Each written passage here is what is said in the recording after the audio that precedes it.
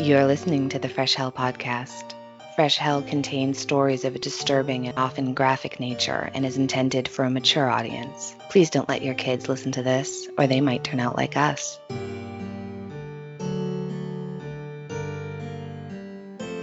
Hi, I'm Annie from the US. And I'm Johanna from Austria, and you're listening to your favorite international podcast. Welcome. This is the podcast with two online friends who never met in real life and who connect once a week through the magic of modern technology to talk about murder, mystery, and the macabre throughout history. That's right. We started this podcast in 2019, and we wouldn't still be doing it if it weren't for you out there. You're the best, most supportive listeners in the world. So as always, we want to send out our most sincere gratitude to all of our listeners who keep supporting us and help us keep going with this little podcast of ours. If you want to know more about ways to contact us or ways you can support Fresh Hell, please listen until the end, because now we are jumping right in. There's so much to talk about. Primary sources are again the same I mentioned in the first episode. Primarily, we are looking at the biographies of Garfield by Alan Peskin, as well as Candace Millard's book, and the absolute font of information that is the National Parks Service James A. Garfield Historic Site website. The National Archives, newspapers of the time, and of course others that I will mention by name as we go. Johanna, do you roughly remember where we left off last week? Yes. So, first of all, we learned a lot about an old-timey free love cult. Sexy silverware. That was very unexpected. Yeah. And I think when we last left off, James A. Garfield is the nominee for president, even though he never campaigned himself. And Charles Julius Guiteau has escaped again from commitment to a hospital. That's exactly right. And now, what would Garfield's priorities be as president? We haven't really talked about that yet. So, when he was a congressman, education was always a priority. He believed that without education, the country would be an absolutely disastrous failure. Garfield proposed the creation of the Federal Department of Education, which formed in 1867. Another bill he introduced to try to provide military education in college didn't pass when he was trying to put it through, but it would later gain popularity and become what we now know as the ROTC. The ROTC, or Reserve Officers Training Corps, is a college program that trains students to become commissioned officers in the U.S. Armed Forces. It's offered at over 1,700 colleges and universities, and you can earn scholarships for high school or college. So you participate while you're in high school and you can earn scholarships to college. So it's sort of like a military training program within the college and university system. So that whole thing was originally Garfield's idea, and it just didn't go through until after he had died. Garfield was a huge supporter of equal rights in education, and he threw his support behind the Hampton Normal and Agricultural Institute after the Civil War for the education of the now free Black Americans. And that was huge, huge progress because it was illegal to even teach Black people to read and write at this time. So think about it for just a moment, because I think a lot of Americans maybe think that there were high rates of illiteracy in enslaved people just because they didn't have anyone to teach them or any free time or, these sorts of things. And while that's probably true, what's not really discussed is the fact that it was illegal. White plantation owners did not want their prisoners to learn how to communicate with each other because they knew they were outnumbered by the people they were torturing, right? So if you were caught teaching, it was fines, whipping, or flogging, and jail time, and it didn't matter what color your skin was. It was illegal for anyone to teach a Black person how to read. It was illegal to gather in groups for the same reason. You didn't want to take the chance that anyone was going to learn anything. And obviously, thankfully, there were brave people of all skin tones learning and teaching in secret. But this was just another way people tried to dehumanize the people that they had enslaved. So Garfield saying it was vital to educate the entire country and to grant Black men the right to vote was a really big deal at the time. I should note he didn't want women to be able to vote because as progressive as he was for the time, he's still a white Christian man in the 1800s. He's also said some things that are definitely racist, which we see this all the time. It's no surprise, right? It's like the most progressive person at the time is still sort of, ooh. But we say all the time, it's a different time. I just don't want anybody to think that I'm saying that this man was perfect. No one's perfect, but he was a remarkably forward-thinking and open-minded man. And after all the research I did for this episode, I think I now spend too much time wondering what our country would look like today if he had lived, and feeling like we really suffered a loss greater than I'm sure I can even understand yet.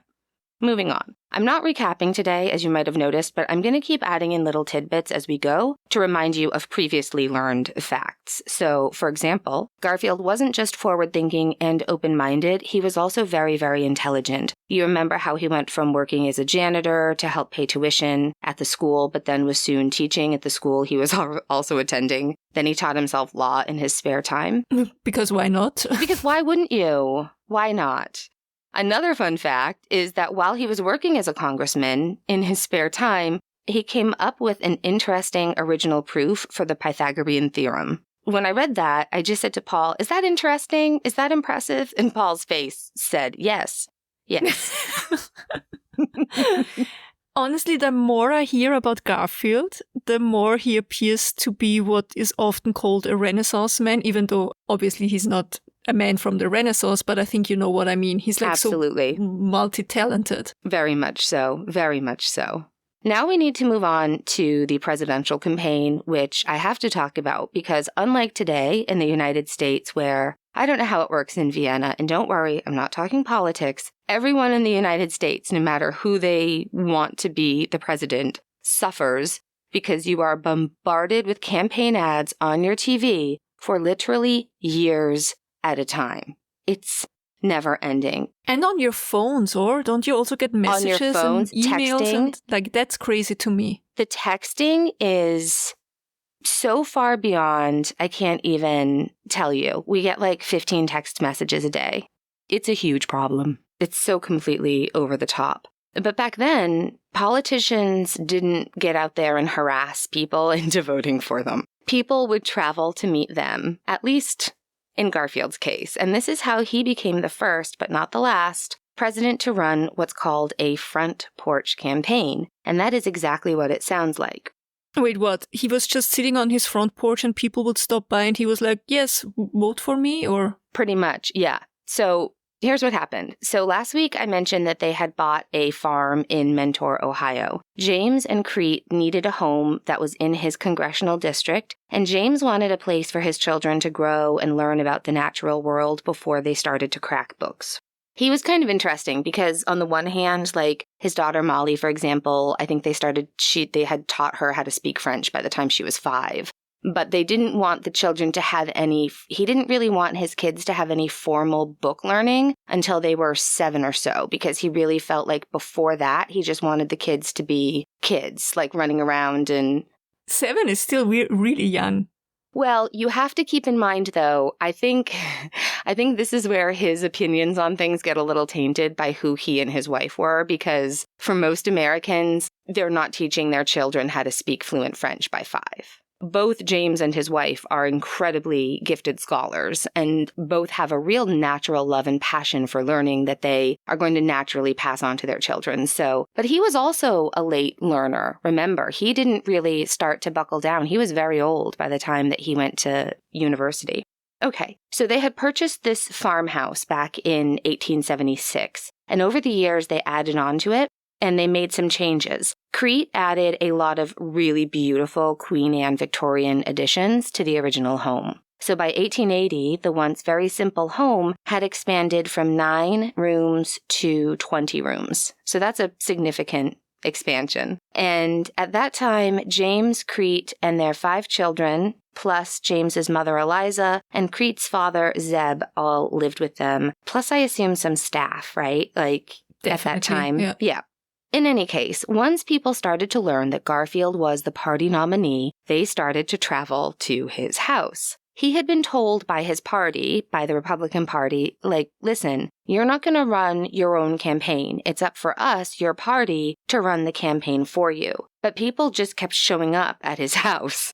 And so Garfield decided he'd go ahead and talk to them. People are liking what they see. They're showing up at the farmhouse, and there's James. He's got a water hose out, and he's like spraying the younger boys down who are just running all naked, shrieking with glee through the water, right? We can all picture that in our heads. His mother, Eliza, she's getting up there in years now, and she is sitting in a rocking chair. She always, as she got older, wore a lace handkerchief covering her hair because it was thinning a little bit.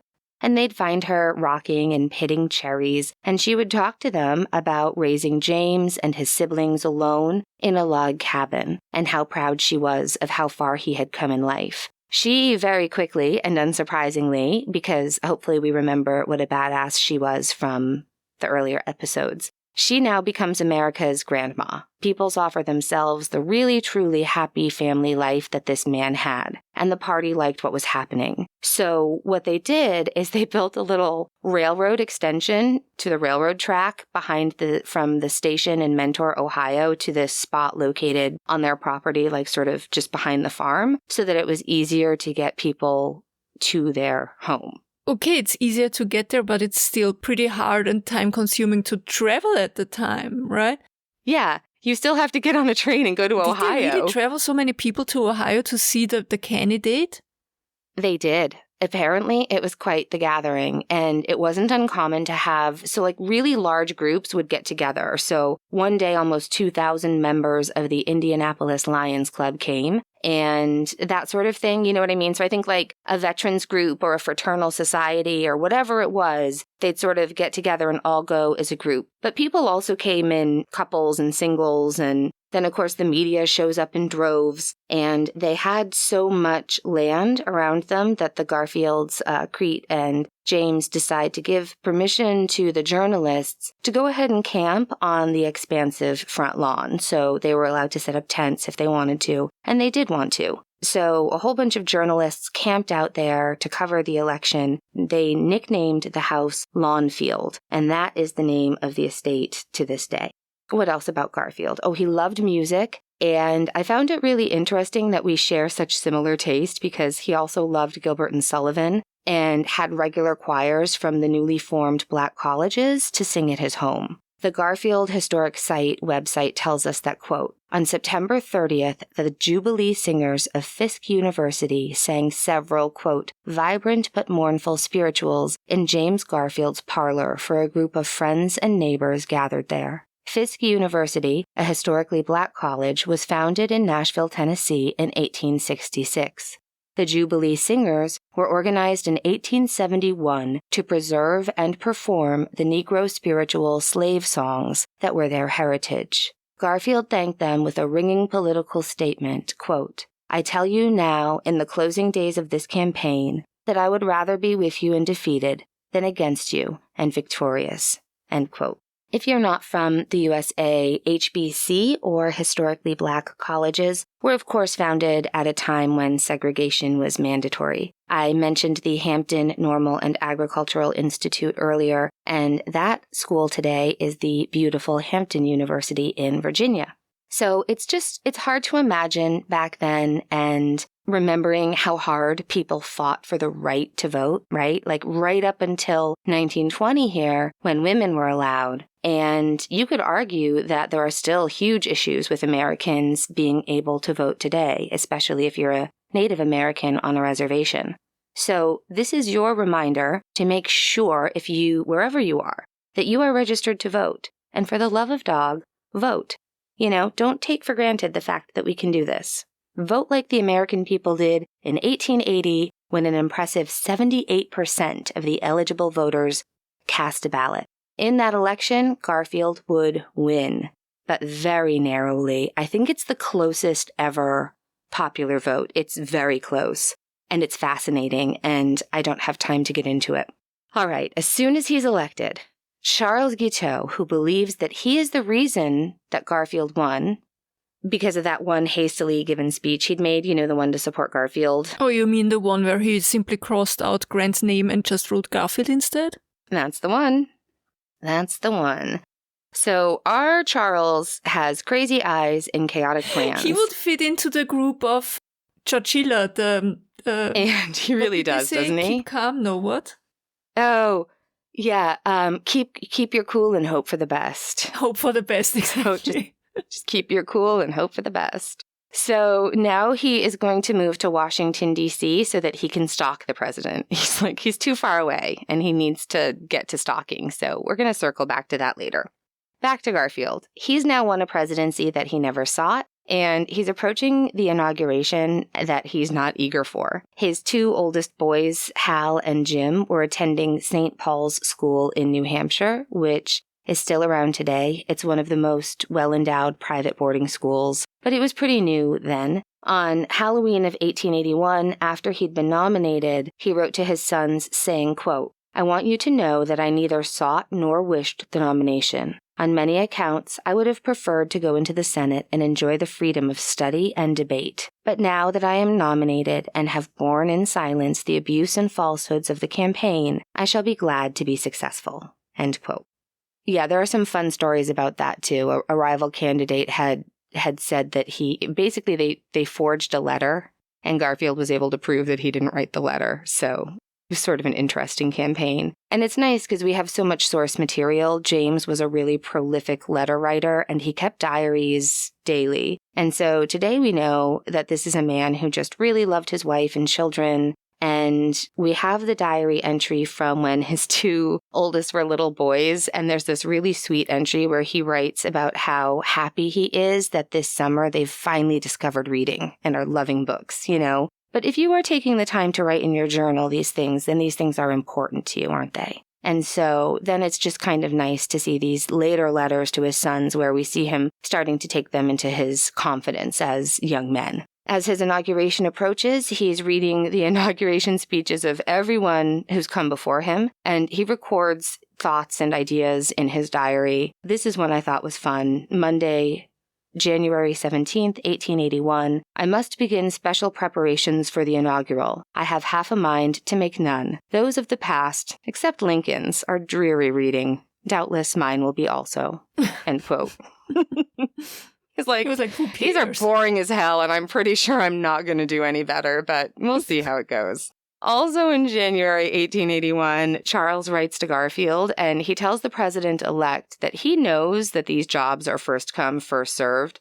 And because he's like, listen, I know that the good positions are going like hotcakes, and I just wanted to let you know that I'm going to be marrying a very wealthy woman soon. And together, we think that actually I'd like to be appointed to a consulship in Vienna. No. Yes. You could have had him, Johanna. Why didn't they just send him to Vienna? Didn't he want to go to Chile last week? Or was it Chile? I think so. Honestly, we really, really don't want him over here. I know. Also, let me guess. He had yet to find a wealthy woman to marry. But yeah. I think given his apparently very high self-esteem, he thought that that would be super easy. Like, that's the easy part of his plan. He made her up like a Canadian boyfriend. Like, there was no wealthy woman who was about to marry him. Lies. I think he just thought it made him sound like, oh, I've got a well-to-do woman next to me, so that'll be an up. But no, he had no well-to-do woman. I mean, haven't we all kind of glammed up our CV? I mean... yeah, that's not what we're judging him on, trust me. That's the least of our worries. That's the least of our worries. You know, he's very poor. He's on the run from creditors and probably from the police. But he really felt sure that just any day now he was going to get a sweet ambassadorship with a mansion and a pool and a chauffeur, just the whole... I also would very much like a mansion and a chauffeur any day now. But he believed it. He really thought this was coming his way. Okay, back to Garfield. In a move I very much sympathize with, after working for weeks and hours and millions of seconds on a speech that he tormented himself over, he ended up tearing the whole thing up and rewriting one at the very last minute. Been there, done that, both right? of us, I think. Right? It's a long speech, and it's probably not his best, but it's fine. The highlights were the importance of African American suffrage, the fact that he was pro-gold standard, and to quote Wikipedia, he also, quote, admonished the Church of Latter-day Saints for their polygamist practices and stressed the importance of education and his concern at the rising rates of illiteracy. So, thank you. So, Eliza Garfield, she becomes the first mother of a president to attend an inauguration. Isn't that nice? It's like the first time a president has his mom there. I think that's cool. And his first official act of president was to lean over and give her a kiss. So that's also nice. Yeah. That's sweet. For the inauguration, John Phillips Sousa composed and directed his inauguration march. It was performed by the Germania Orchestra of Philadelphia and the U.S. Marine Band. I love Sousa marches. I mentioned it before several times, how there are some military marches that truly capture the nature of a country, like the Radetzky March for Austria's Count Car military, for example, or Preußen's Gloria for Prussia. By the way, and this is a super fun fact, the composer of Preußen's Gloria was a man named Johann Gottfried Piefke. And Piefke is indeed the term that Austrians use for Germans. It basically tiptoes the line between being a joking term of endearment and a slightly offensive slur. Oh, sure, I get that. What I wanted to say is, to me, Sousa's marches really portray the spirit of the U.S. Army very well. I don't know if that makes any sense. It absolutely, yes, it absolutely makes sense. Do you think people know who we're talking about when we say John Philip Sousa? I'm going to err on the side of caution. No, but I think when they hear it, they know. Can you hum one? Yeah, I can even sing a parody of one. That's everybody knows. The be kind to your web-footed friends, for a duck may be somebody's mother. You know that one? Do, do, do, do, do, do, do, do. Everybody knows that one. Yeah, John Philip Sousa. And also the songs of Gilbert and Sullivan. It's like the music of my childhood if Dad was choosing the music. I love it.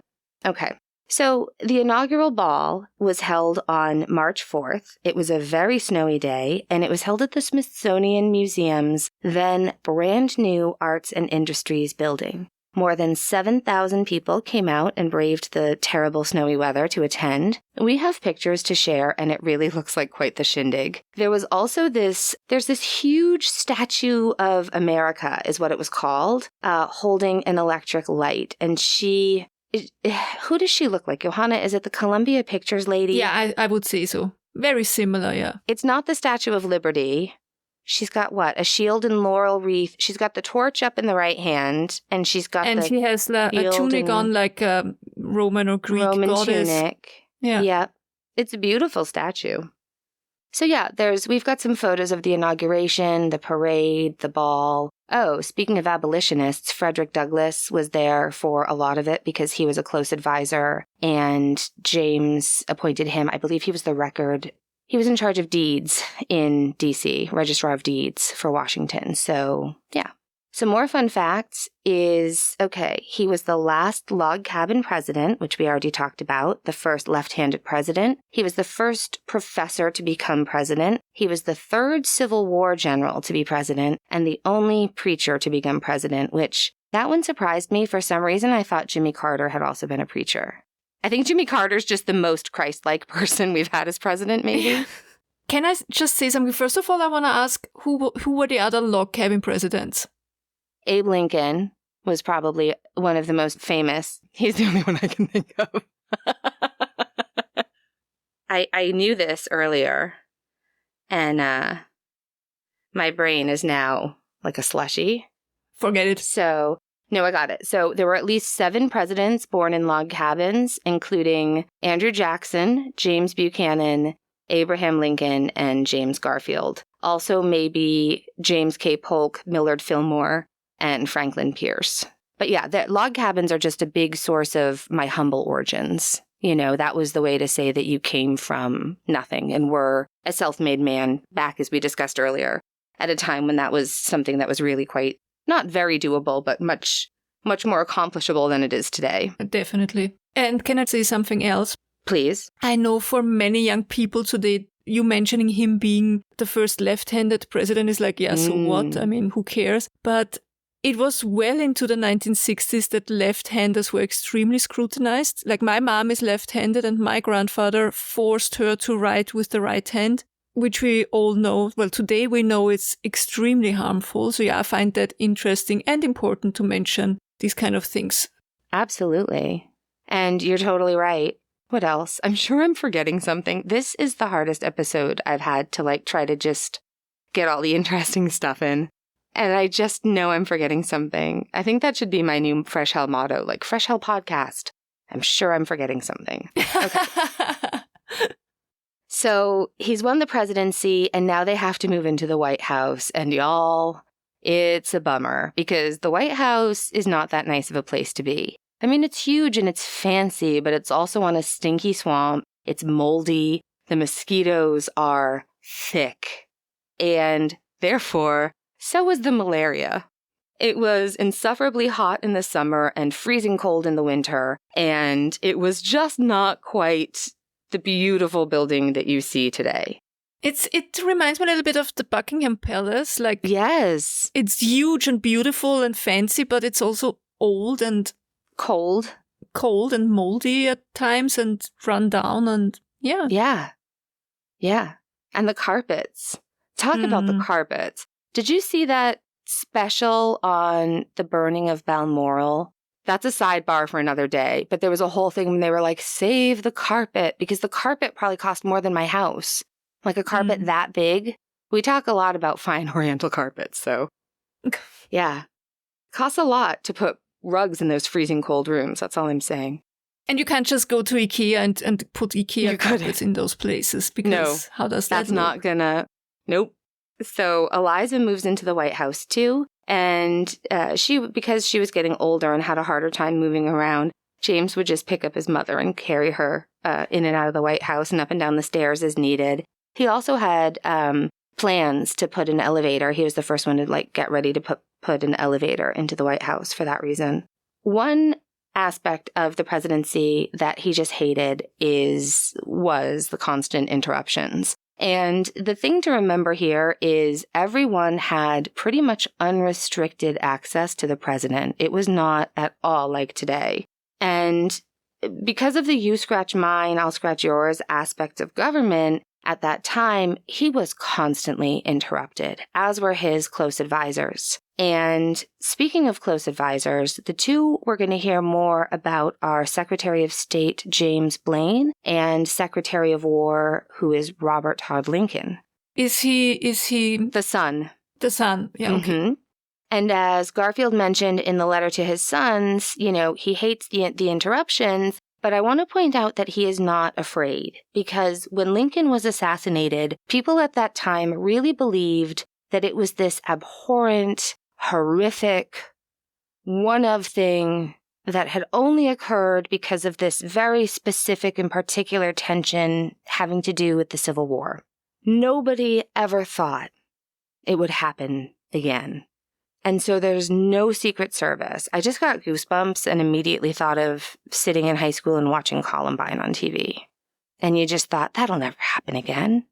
Same. They just thought, that's never going to happen again. And so there's no Secret Service. There's no precautions. There's no protections. There's nothing. In a letter dated November of 1880, Garfield himself had written, quote, "Assassination can be no more guarded against than death by lightning, and it is not best to worry about it either. And it is not best to worry about either," end quote. I mean, he has that's a great viewpoint to have on pretty much everything, right? There are certain things you just can't worry about because they're completely out of your control. I just thought it was interesting. He didn't want to live in fear, and he was a war general, so. And this is it. He was a very brave man. There's no question about that. It's not like the Secret Service was created after Garfield's death. It really took us a long time to be like, oh, maybe we should actually protect the president. Anyway, meanwhile, not having heard back from the president about that Vienna position, Guiteau writes to him again, and he's thinking maybe the Vienna post was already taken. He's like, oh, maybe, I know it's first come, first serve, and maybe someone already called Vienna, shotgun, So he writes another letter, and he's like, you know what, I've been thinking about it, and actually, I would prefer Paris. Ah, mais oui. Ah. Que l'audacité. The audacity. That I need on a t-shirt in just every language. We needed the audacity language t-shirt, just all the languages and just the audacity. Perfect. So when Guiteau doesn't hear back from the president yet again, he's like, you know what? I better just head over there myself. I'm going to make my way to Washington because what could possibly go wrong there? So he arrives in D.C. and he starts pestering people connected to the president about this job that he thinks that he is owed. And this goes on for quite a while. And then in early May 1881, he has an encounter with Blaine, and it comes to a head because it's clearly not the first encounter he's had, but there were witnesses who heard Blaine shout at him saying, quote, "Never bother me again about the Paris consulship as long as you live," end quote. Did he also yell, "Charles, get out"? That was such a missed opportunity. He did not. And this is when Charles realizes, you know what, maybe I was wrong. Maybe I'm not supposed to support Garfield. Maybe God had spared him from certain death in that steamboat accident so that he could save the American people by murdering Garfield instead. That's a hard flip, right? It's like cake or death. Literally. It's like, I can't have the ambassadorship. Maybe I'm supposed to kill him. I don't know. I'm sorry that I'm laughing. No, it's fine. We're laughing at Charles Guiteau. We're not laughing at any of... It's all terrible. Because, you know why I'm laughing? Because it's not even, oh, I'm so mad now and I'm gonna show him. It's like, no. Maybe I'm supposed to kill him. Yeah. It's like, I would understand being mad. Yes. Yeah. He thinks that what's going to happen is that when he kills Garfield, Chester Arthur, Garfield's vice president, is going to be so grateful that he will give him that consulship. He just really wants a consulship to somewhere nice in Europe. He would like it if they had good coffee and rude waitresses. And so he's like, it's either Paris or Vienna. Exactly. I want to go somewhere where the women will mistreat me. Where else are you going to go? In a cafe. All right. Meanwhile, he spends his days across the street from the White House in Lafayette Park. He's just I'm picturing him in a tree. I don't know if he's actually in a tree. He's probably behind a newspaper with a hat on. He's behind a newspaper with a hole in it. Oh, you are right. That's exactly what it is. And he's just thinking of the various ways in which he might achieve his goal. He spends his nights slinking along the dimly lit streets, following Garfield and Blaine, because they like to go for regular evening walks around the Capitol just discussing business. Can you imagine today? Could you imagine if like George Bush and Condi Rice were trying to just like take a stroll down? Like it just would never. How? But this is what they do. Yeah, but also all the politicians are pretty much hated nowadays. Exactly. It's all different. And everyone has guns. Well, they did too then. So I don't know. It's fine. So he's spying and he's just coming up with plans. And there's a really great article from 2012 in the Smithsonian Magazine. And it's entitled The Stalking of the President. And it's by Gilbert King. And he writes in part, quote, "At first, he thought he would do it with dynamite. But then he reconsidered. Sorry, if this isn't clear. Do I need to explain? Yeah, he's talking about Charles Guiteau and his plans on murdering. Yeah, exactly. Yeah. Okay, perfect. I just want to make sure it's... Quote, "At first, he thought he would do it with dynamite, but then he reconsidered. I was afraid to handle the stuff for fear in my inexperience it might explode in my hands and thus tear me to pieces," he later admitted. He also feared killing innocent bystanders, which to him was, quote, "too Russian, too barbarous. No, I wanted it done in an American manner." He considered, too, a stiletto, but conceded that the president was too strong to approach with a knife. "Garfield would, quote, have crushed the life out of me with a single blow of his fist," he said. He's not wrong. He finally settled on a pistol where he could, quote, creep up behind him and shoot him in the head or through the body opposite the heart, end quote.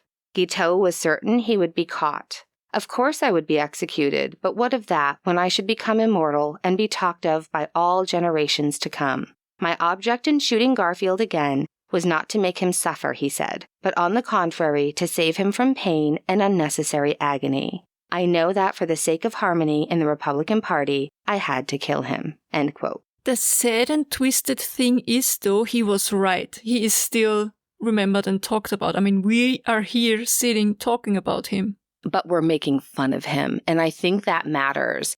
It's like in the Facebook group the other day when they were talking about the bad breath attacker that was just caught, and someone made the excellent point, my friend Thea, I think, made the excellent point that she just wishes we'd stop giving killers and things nicknames, because of the notoriety. But sometimes we have to give them nicknames so that we know who we're talking about when we're talking about someone who we don't otherwise know how to refer to them. I just think it's important that we give them names like the bad breath guy and not like the Night Stalker. Yeah. Identify them by what made them lousy, not by what made them creepy. Yeah, no, but I mean, he's still remembered. That's what I but not meant, for anything good. He thought he was going to be remembered as the savior of the Republic. That's true. He's not like one of these twisted-minded serial killers who want to be remembered as like these monsters. No. He thinks he is the hero of the story. He's the savior, yeah. Mm-hmm. Yeah, I think that's the difference, kind of, Plus, he's also known as a lazy masturbator, and I mean, who really wants that? Nobody. Well, few people, actually. We're going to watch the retail space t-shirt coming soon. You okay? We're fine. This is fine. Meanwhile, back at the White House, no one has any idea that Charles Guiteau is stalking the president and planning to kill him because they have much bigger problems. Crete has malaria, and she is very sick. The following are from the president's diary. Tuesday, May 3rd. In the evening, helped Crete in receiving her friends in the red parlor. Poor Crete, she is not well. Malaria. Almost a chill this morning. Wednesday, the 4th. Crete has been ill all day with something like a chill fever. She has been too hard worked during these past 2 months. Thursday, the 5th. Crete has been in bed all day with a bad fever. End quote. So, things aren't good, and James brings in his wife's doctor, a woman named Susan Edson, as well as his own physician and others who examine her, and they feel that she is suffering from a combination of malaria, which is bad enough on its own, combined with nervous exhaustion from all the preparations for, everything. And so she's really struggling. She's in a lot of pain. She has a very high fever. She's moved away from the river to the north side of the White House. The White House at this time had flushing toilets. The problem was they flushed out into this, just the creek outside the White House, so the smell was atrocious. And this is crucial. Doctors in America had not yet accepted the newfangled germ theory that was sweeping Europe. There are a lot of reasons for this, and we're not getting into it, but at this time, they just firmly believed that the noxious air, the terrible miasmas, that's what made a person sick, not germs. While Crete is gripped in this terrible, painful illness, James closes the gates to the White House and basically stops working. He is at his wife's side. He shuts the gates so carriages can't get in and get close to the White House and disturb her rest. He confided in his closest friends that he would happily resign the presidency if he thought it would help her. You may remember the incredibly high fever that comes with malaria. We discussed malaria more in depth in our John List episode. We have an entry in the president's diary where he says that her temperature had risen to 104 degrees and her pulse was at 100. What's that in Celsius? Wait, I'm checking. 104 is high. It's 40 degrees Celsius. Yep, it's too high. So she's given fever powders, ice baths, and alcohol baths, and those last two are probably what saved her. And they finally managed to get this fever to break. After the fever breaks, she is then incredibly weak and very slowly improving. The first day she was able to get out of bed was May 28th, when she asked to be lifted into a chaise longue. So we're glad she's improving, but that's a tough one. Meanwhile, Charles is gun shopping. He goes to the gun store, and he decides to purchase a British Bulldog revolver. And if that sounds familiar, it's the same gun that we discussed in the Hotel del Coronado episodes. except I think in the Hotel Del episode, she purchased an American bulldog because it was a less powerful gun. Guiteau purchased a British bulldog, so the more powerful, I believe it's a 44. But while he's shopping, he says, oh, look, there's a model, and it has an ivory handle on it. And it's a lot more expensive, but he thinks to himself that it's worth money because he knows that the gun is going to end up in a museum because it's the gun that's going to kill the president. Did it? No, we don't know where the gun is, actually. I don't think anybody conclusively knows where it is, which is also sort of satisfying. Unless I'm wrong, I think it might be in someone's private collection somewhere, but I would love to be wrong about that. So he goes to a friend and he manages to borrow some money so that he can buy the fancy ivory-handled gun. And he does, and then he starts target practice. And how was he as a marksman? He thought he was great.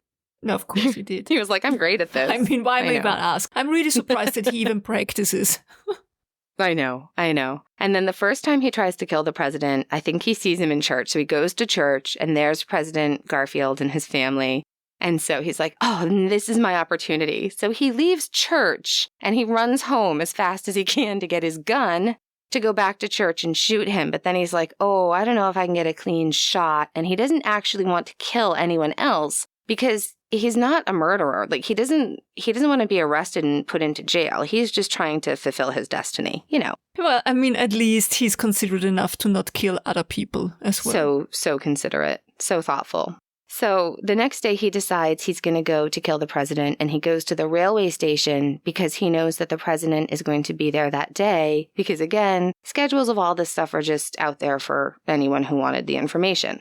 And so Charles arrives at the train station, and he's all ready to kill the president, and then he's like, oh man, his wife is there, and she really does not look good. James and Crete were at the railway station that day so he could head to the seashore in New Jersey. We discussed the Jersey Shore in a super early episode about the Jersey Maneater. That was our 3rd episode or something like that. That's one I would love to re-record. But yeah, we talked in that episode about the many, many appeals of the beautiful New Jersey Shore, especially at this time. Plus, this is pre-Maneater, so no one's worried about being eaten.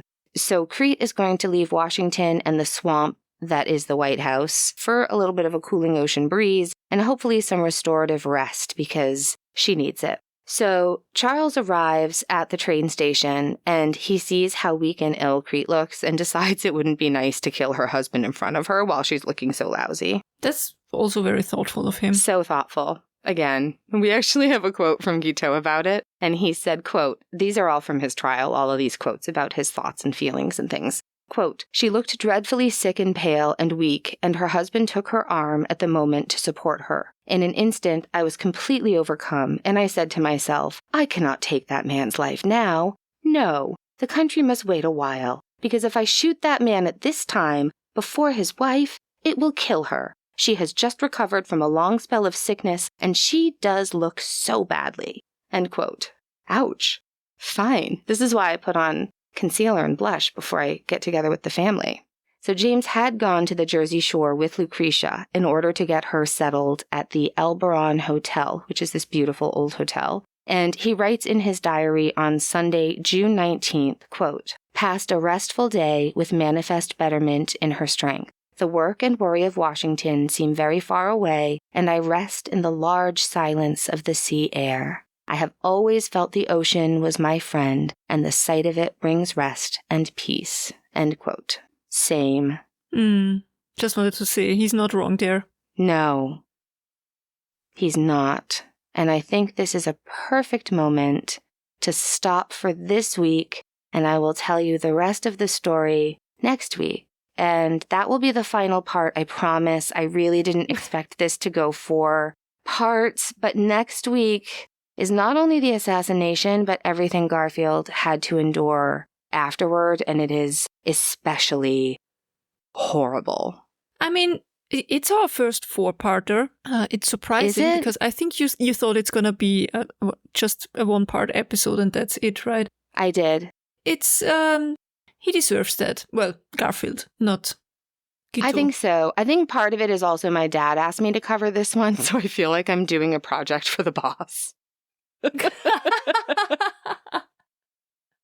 Like, I don't want to. Anne is dead. It's like, what am I going to forget? What am I going to miss?